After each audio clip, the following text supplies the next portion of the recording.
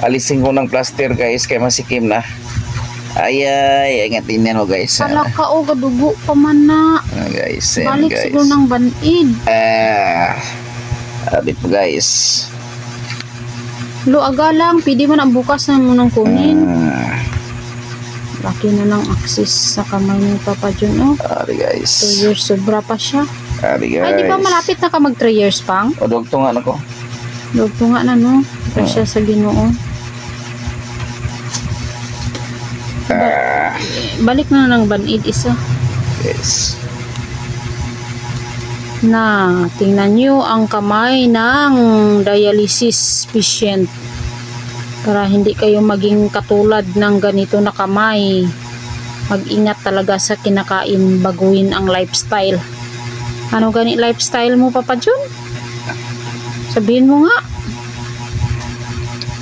Ang lifestyle. Lifestyle mo ano? Umiinom ng energy drink mo.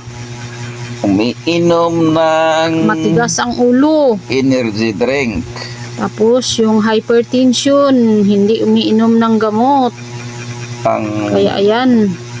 taas ang BP, wala ka inom ng gamot. Oh, yun ang nangyari. Nagdoktor-doktor.